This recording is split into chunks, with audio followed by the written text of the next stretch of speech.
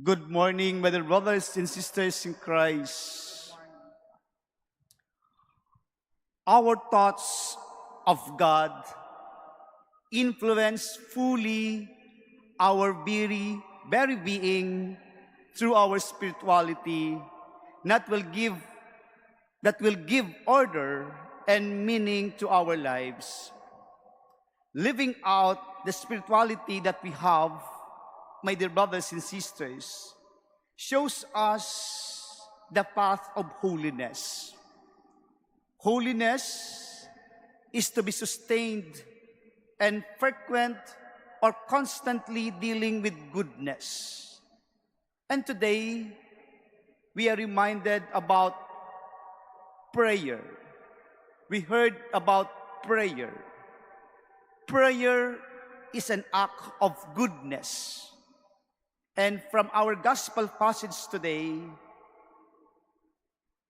we heard, this is how you are to pray. As Jesus said to His disciples, tinuturuan niya tayong manalangin. Tinuturuan tayong manalangin ng ating Panginoon. Siguro po magtatanong tayo, bakit tayo tinuturuan ng ating Panginoon? Yes, we know already how to pray.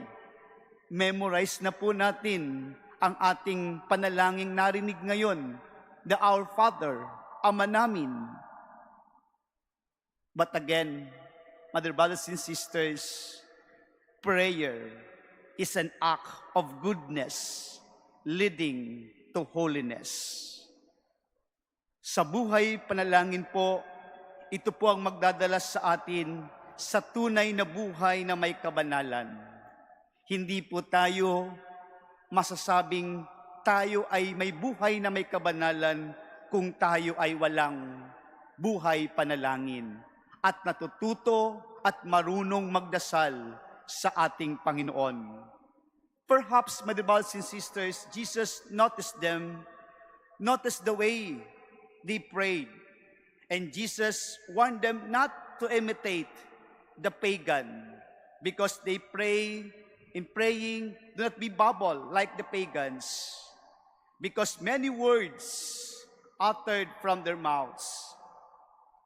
As Saint Therese of Lisieux would say, prayer is the raising of one's mind and heart to God, or requesting good things from God, raising our minds and our hearts. So therefore, my dear brothers and sisters, prayer is our connection, is our communication, and our relationship to experience God's presence, bringing to us to our needs. As Jesus tells us in our gospel today, your Father knows your needs before you ask Him. Alam po natin kung anong purpose ng ating panalangin. Bakit tayo nananalangin?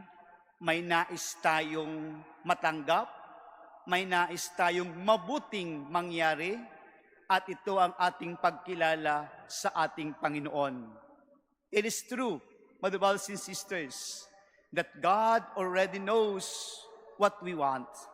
Alam na po natin, alam na po ng Diyos kung ano ang ating kailangan at gusto. But we need to pray in order to express those wants. God give us freedom and He will not violate it. Hindi niya po tayo nahadlangan kung ano ang nais nating sabihin sa ating pagdarasal. But when we pray, we experience that freedom, and furthermore, God wants us to discern what we ask for. Kailangan natin isipin din kung ano ang ating mga dapat ipanalangin. Kaya nga po, sabi ni Jesus, siguro, ang dami niyong sinasabi, ang dami niyong binibigkas na mga panalangin. Nakakalimutan mo, bakit ka nagdarasal? You are bringing yourself, you're bringing your minds and hearts to the Lord.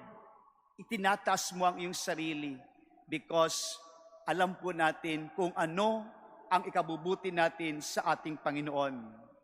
Remember, Mother, brothers and sisters, God would not give us anything against His nature and anything we want.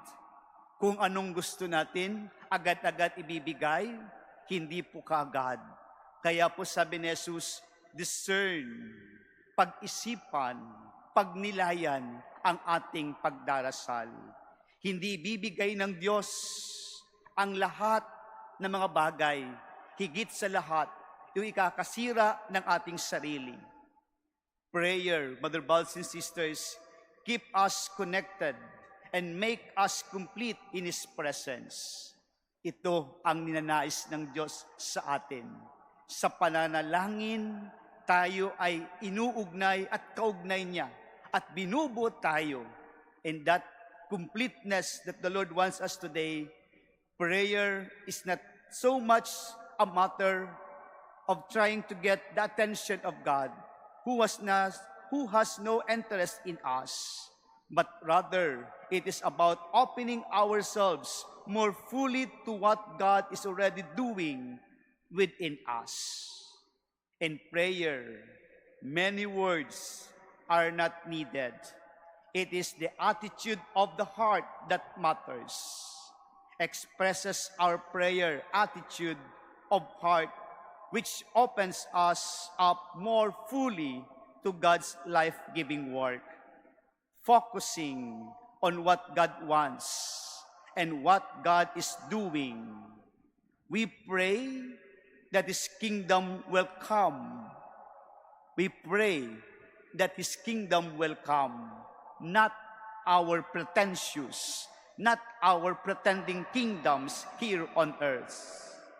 When we do then, our acceptance of our dependence on God for our needs, forgiveness and strength when we are put to test.